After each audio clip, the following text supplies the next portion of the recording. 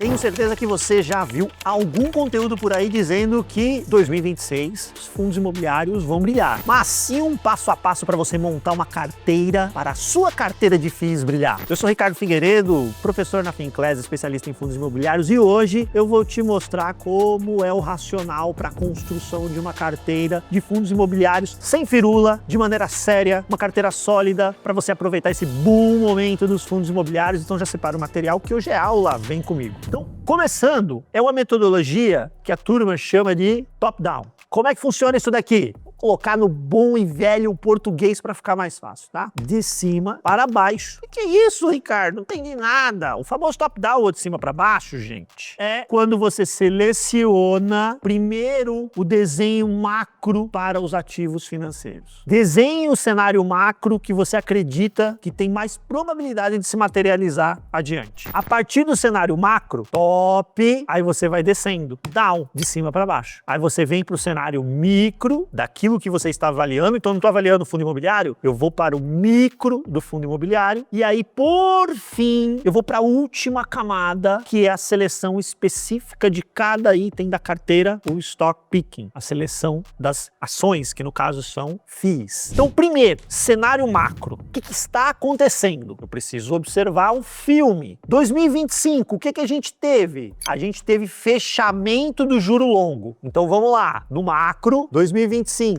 Juro longo, o que aconteceu com ele? Para baixo. Onde eu enxergo isso? Olha este gráfico aqui que eu preparei para vocês, dados de uma base chamada economática. Esse gráfico aqui, ele pega todos os contratos de futuro do DI, ou seja, para onde o mercado acredita que vai estar o juro em determinadas datas. Janeiro de 26, janeiro de 27, janeiro de 28, 29, até janeiro de 2033 eu coloquei aqui. A curva laranja é no final de 2024. A curva azul é na metade do ano, ali em 2025. E a curva verde escura é no final de 2025. Então note, onde eu quero chegar aqui, eu quero que você observe lá no final de 24 e no final de 25, ou seja, as curvas laranja e verde escuro. Observe como houve fechamento do juro longo. A turma estava achando que o juro de longo prazo seria superior a 15 e agora fechamos 2025 com esta expectativa em 13,5. Este fechamento, gente, ele é poderoso, porque note que a gente está falando de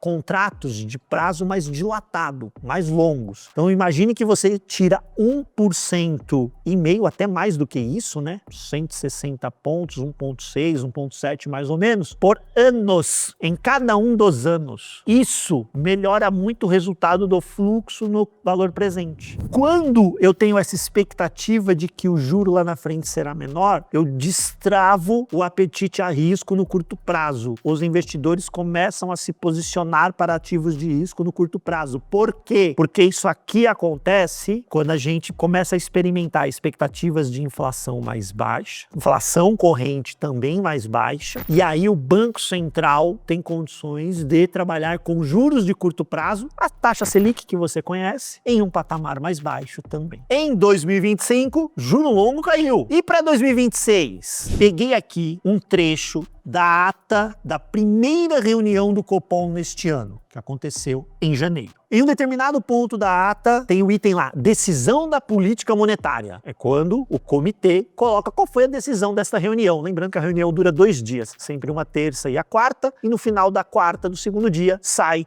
a decisão. Aí lá no parágrafo 17, o Copom decidiu manter a taxa em 15%, vamos nos lembrar, a decisão foi manutenção do atual patamar 15%, dizendo que a estratégia é compatível para fazer com que a inflação convirja para o redor da meta de longo prazo. Olha só que interessante, né? Ó, eu vou acertar a meta, tem que ser lá os... Não, tem que ser nas cercanias da meta. Mas um parágrafo 18 é que chama atenção. Ele abre de uma maneira mais cautelosa o cenário atual, marcado por elevada incerteza, exige cautela na condução da política monetária, e aí ele abre as portas para início do ciclo do corte de juros de curto prazo, a taxa Selic. O comitê avalia que a estratégia em curso tem se mostrado adequada para assegurar a convergência da meta de inflação. Em ambiente de inflação menor, a transmissão de política monetária mais evidentes, a estratégia envolve calibração do nível de juros. O comitê antevê iniciar a flexibilização da política monetária em sua próxima reunião, ou seja, em março, próxima reunião do Copom. Tem Copom a cada 45 dias. E aqui um parênteses, é por isso que você não pode ficar calibrando a movimentação da sua carteira por conta de decisão do Copom. Tem Copom a cada 45 dias. Então, a depender da posição do Copom, você vai comprar mais ações ou menos ações, mais fundos imobiliários ou menos fundos imobiliários. A gente vai iniciar o ciclo de corte de juros. Se não acontecer nenhuma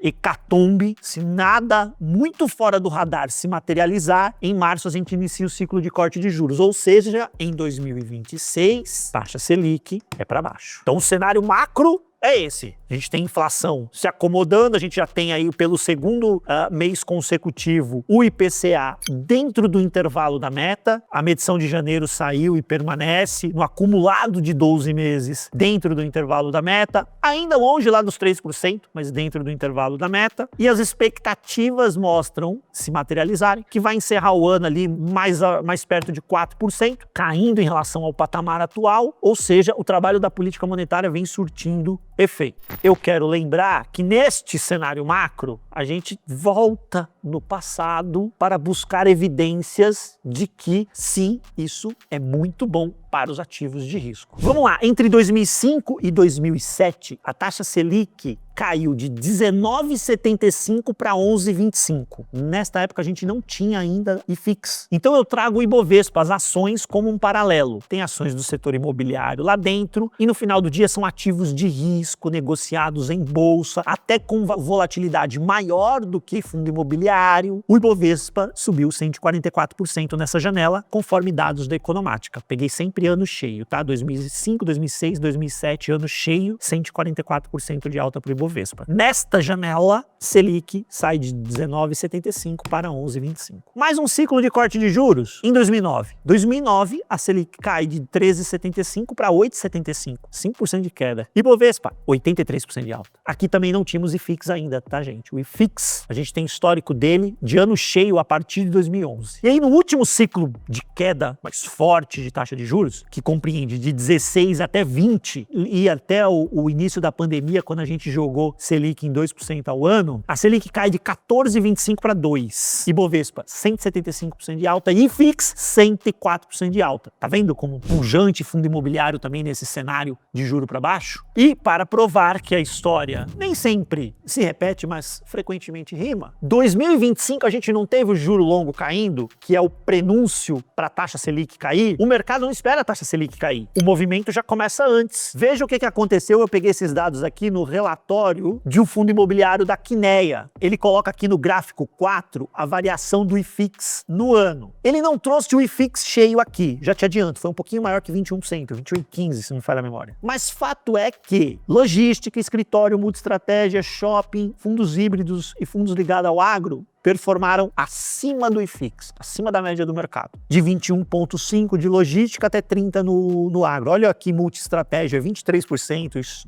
escritórios, 23%, performaram melhor do que a média de mercado. Os fundos de papel, que representam aí quase metade do IFIX, se você olha de forma direta, se você pegar indireta, ou seja, pegar os FOFs e os multiestratégias e olharem o que é crédito dentro dele, aí vai dar metade do IFIX, tranquilo. Andaram 17%. O que eu quero dizer com isso? Neste cenário, tijolo, FOF e multiestratégia tendem a performar melhor. Eles são mais sensíveis a movimento de juro. Quando o juro estressa, eles sofrem mais. Quando a gente tem um cenário benigno para juro, eles destravam mais valor. Então a gente viu isso ao longo de 2025. Quando eu pego o primeiro mês do ano, que foi janeiro, mais uma evidência. O IFIX também super positivo, um pouquinho mais que 2%. E essa turma aqui, ó, mais que 3%. FOF, multiestratégia, escritório, nesse bolo aqui. E os fundos híbridos aqui, 7% de alta. Ou seja, os tijolos e estes FOFs e multiestratégia performando acima da média do mercado, num janeiro que foi super positivo novamente. Teremos todos os meses de 2026 um mar de rosas e IFIX para cima. Não, gente. Sobe e desce é natural. Você pode pegar um mês, fevereiro, março, sei lá, alguma acomodação, aí o IFIX um pouco mais baixo, alguma realização, negativo, aí os tijolos sofrem um pouquinho mais, mas a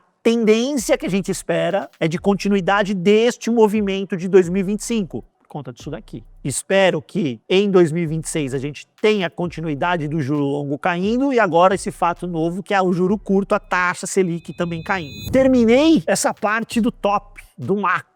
Agora vou descendo, vou fazendo down agora, vamos descendo, vamos pro micro. Como o setor imobiliário chega posicionado e o que eu espero para ele ao longo de 2026. Vamos pegar aqui os principais segmentos. Por quê? A expectativa é positiva para todos os tijolos. Então, para o vídeo não ter 1h30, eu vou focar aqui nos principais segmentos, tá bom? Vamos lá. Escritórios. Nós temos uma ferramenta aqui chamada de CR2, que é da Buildings, onde a gente vai observando dados de vacância, preço pedido de aluguel, como é que estão as novas obras iniciadas em cada região específica do mercado de escritórios, em São Paulo, no Rio, mas por óbvio a gente foca em São Paulo, por quê? É o maior mercado de escritórios e quando a gente olha para os fundos imobiliários, eles estão altamente alocados no mercado de São Paulo. O que a gente observa neste gráfico aqui? Veja como a vacância vem caindo ao longo de 24 e essa queda se intensifica ao longo de 25. Então o que eu quero que você observe nesse gráfico é simples. Tendência de vacância caindo. A gente já está chegando aqui, ó, 16% na cidade de São Paulo. Mesmo com o estoque tendo uma leve alta. Por quê? Porque novos imóveis vão sendo entregues. Mas veja que a curva, ela pouco se inclina. Eu não tenho uma pressão de entregas muito forte. Por quê? Porque a gente veio de um cenário mais duro para o mercado de escritórios. Então a turma não se aventurou a sair construindo aí à torta e à direito. Então eu não tenho uma pressão de oferta vindo por aí. A gente observa, inclusive, que a atividade construtiva, que são essas barrinhas aqui embaixo, em tom mais escuro, elas estão menores do que estiveram há anos atrás. Por quê? Porque a turma está se aventurando cada vez menos neste desenvolvimento de escritório. Vamos deixar primeiro o mercado digerir esse estoque que tem e aí depois constrói mais. Por quê? Porque se eu for construindo numa velocidade alta, eu vou acabar canibalizando o meu estoque que já está pronto. Por quê? Porque a vacância não cai. Se a vacância não vem para um patamar ali ao redor de 10, 15%, que é um patamar mais de equilíbrio, o proprietário não vai ter força para subir preço de locação. Então, quando ela vem tangenciando esses patamares de 15, mirando 10, o proprietário começa a ter força de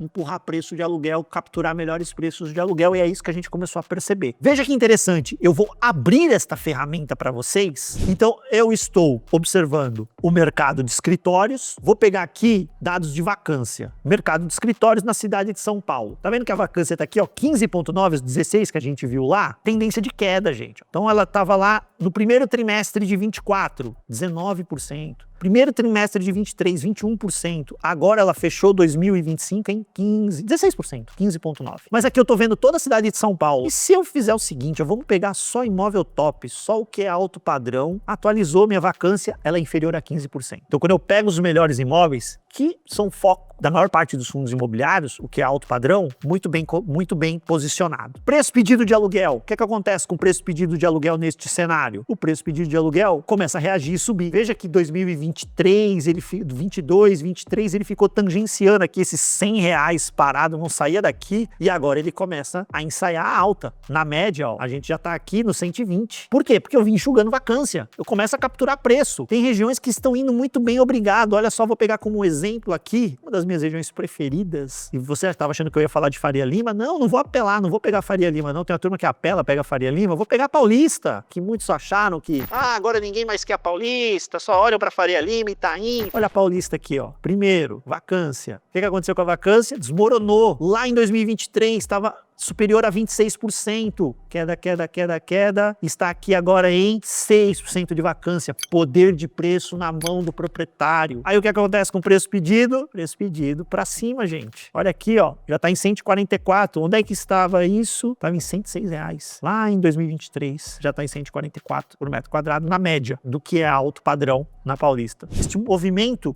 de melhoria do mercado de escritórios, a gente espera ver continuando em algumas regiões, se consolidando em outras, como a Chucri Zaidan, por exemplo, que enxugou bem vacância, e isso é positivo, por isso que fundos de escritório devem estar na sua carteira. O que acontece com logística? O estoque está crescendo. Olha só, diferente de escritório, tá vendo a barra de estoque aqui, ó, que é essa mancha em tom de laranja? Ela é crescente. E olha o que acontece com a vacância, desmoronando. Por quê? O estoque está crescendo e a gente está entregando imóveis de melhor qualidade do que existiam antes. A demanda quer isso. A demanda está absorvendo esses imóveis de melhor qualidade. Mercado Livre, Amazon, Shopee, este e-commerce, varejo de e-commerce está absorvendo bastante. Não só ele, mas principalmente ele. O que a gente observa? Preço de aluguel para cima, mesmo com essa atividade construtiva mais forte, porque essa demanda quer exatamente isso. Vamos lá, ó, logística, que ele chama de industrial. Taxa de vacância, eu tô olhando o Brasil inteiro, tá, gente? Aqui, ó, tá em 7%. A vacância no Brasil, gente, 7,7% de vacância. Isso daqui lá em 2022 era 10% de vacância, 11 quase. Enxugou, patamar muito pró-proprietário, né? Preço pedido. Aí o preço pedido andou. A gente já tá na média nacional aqui nos 28. E eu nem foquei onde? No que é top. Pegou o top, 29,5. Venho para a região que domina o parque logístico, que é São Paulo, 32. E olha como o gráfico inclina com mais força aqui, né? A gente sai lá dos mesmos 21, só que aqui a gente já está em 32 em São Paulo na média. Existem praças em São Paulo que o preço pedido de aluguel já passou dos R$40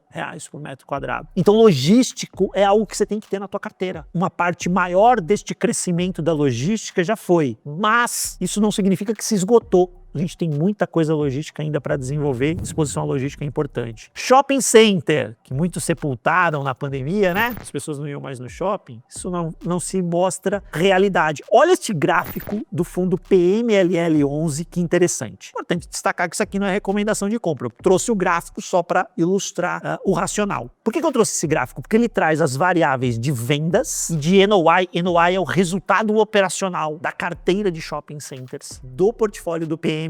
Nos últimos 3 anos, o que eu noto quando eu olho essas barrinhas? A barra mais escura é 2023, a barra em tom de azul mais claro é 2024 e a barra laranja é 2025. Este gráfico para em novembro, eu não tenho dado de dezembro de 2025. Mas quando eu olho os 11 primeiros meses do ano, em todos eu tive crescimento de venda e de NOI, que é o resultado operacional líquido. Eu tive aqui uma exceçãozinha, julho, em que o NOI foi menor do que 2024. E aqui algo muito específico eventualmente aconteceu, por quê? Porque o crescimento foi muito forte de 23 para 24. E aí 25 deu uma acomodada. Mas tirando este outlier, isso aqui é claramente um outlier, a gente tem crescimento de venda e crescimento de resultado operacional, o que é maravilhoso para shopping center. Por quê? Porque se o crescimento de resultado operacional acontece, mas a venda não, você estrangula o lojista. E você precisa do lojista. A receita de shopping center, ela é uma derivada da venda. Ela é um percentual sobre a venda. Tem um mínimo garantido, mas quanto mais o lojista vende, mais aluguel o shopping recebe. Então o shopping quer mais é que o lojista seja um sucesso, que ele venda mais, porque ele recebe mais aluguel. E a gente observa no portfólio do PMLL que isso aqui não é caso único na indústria, pelo contrário, os outros portfólios a gente nota a mesma coisa, só que eles colocaram o gráfico bonitinho no relatório, fica mais fácil de trazer aqui para vocês. Crescimento de venda, crescimento de NOI. Este NOI, resultado operacional, é que vira o dividendo para o fundo. Se a gente vai diminuir taxa de juros, você melhora o ambiente de crédito na economia. As pessoas ficam mais propensas ao consumo. Esse crédito está mais acessível. Lembre-se, a gente teve essa mudança na tributação do imposto de renda. Tem a turma agora que fica isenta de IR, que você ganha até R$5.000. Isso é dinheiro entrando na economia. Um pedaço disso vira consumo. A gente espera que um pedaço também vire poupança. As pessoas investam mais. Não estou dizendo que é para investir na poupança, é para investir. Mas ao investir, é uma fatia de poupança que a pessoa tem, de reserva. Um pedaço pode virar isso, mas outro pedaço vira consumo. Shoppings vão absorver um pedaço relevante disso. Então, shopping é parte essencial da sua carteira. Como ficaria essa carteira, então? Desci lá do macro, top, vim fazendo DAO, vim pro micro e agora chego na carteira. Como deveria ficar a sua carteira? Na minha leitura, a partir deste cenário, sua carteira deveria ser assim. Quase metade tijolo, 49%. Multi-estratégia, e aqui entra a fatia de FOF também. Você pode colocar FOF, eu escrevi multi-estratégia só para ficar mais fácil de colocar no gráfico, mas você pode pôr FOF nessa fatia também. 35%. Aqui eu tenho um quê mais tático, tá, pessoal? Como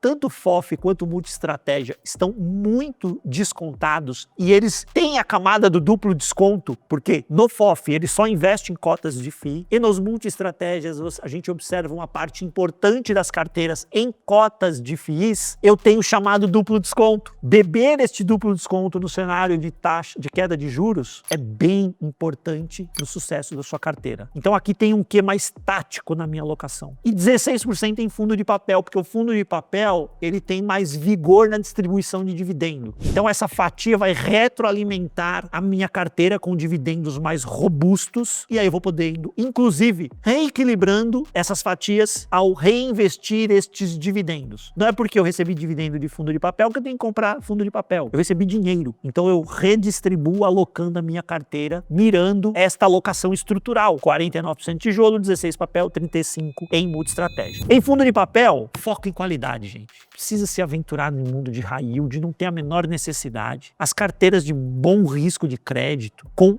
nenhum histórico de inadimplência, de default, estão pagando dividendos interessantíssimos. Então, você não precisa se aventurar nesse mundo do high yield. Aqui você pode fazer um mix de indexadores. Eu gosto muito de equilibrar quase meio a meio, juro, carteira mais CDI e IPCA. Procure aqui alguns bons nomes com essas características. No multi-estratégia, carteiras mais robustas, grandes, com liquidez, que realmente experimentem o mundo do multi-estratégia, ou seja, que tem imóvel lá dentro, CRIs lá dentro, que tenha cotas de FIIs lá dentro. Nesta alocação de cotas de FIIs, duplo desconto importante, com uma boa carteira, por óbvio. Na alocação de carteira sólida, com bom risco de crédito, é isso que a gente espera. E se tiver algum imóvel lá dentro, preferencialmente imóveis bem localizados, bem locados, né? Tem alguns multi-estratégias que tem imóveis. A gente tem que replicar todo o zelo que a gente tem quando escolhe um fundo de tijolo, um FOF ou um fundo de papel em cada uma das caixinhas de um multi-estratégia. E por fim, no tijolo, como é que eu divido esse tijolo? Não vou deixar você na mão. Tá aqui, ó. Eu coloco praticamente em partes iguais. Shopping, escritório e logísticos. 3 segmentos que eu passei aqui com vocês, com mais vigor. Partes iguais. Logístico, escritório e shopping, pelas razões que eu já expliquei aqui para você no vídeo, e 7% em renda urbana. Esse RU aqui é renda urbana. Contratos atípicos, maior previsibilidade de dividendo. Normalmente esses portfólios estão mais bem precificados. Então, o gatilho de ganho de capital pode ser menor, mas você tem uma previsibilidade de dividendo muito boa, mas muito boa mesmo. Em carteiras maduras, que se o gestor fizer uma venda de imóvel, ele consegue ampliar ainda mais essa distribuição de dividendo. Então é importante você ter aí um pedacinho do seu portfólio alocado com essas características. Então olha só, você já viu que 2025 foi um prenúncio, resultado bom, o melhor está por vir. 2026, a gente tem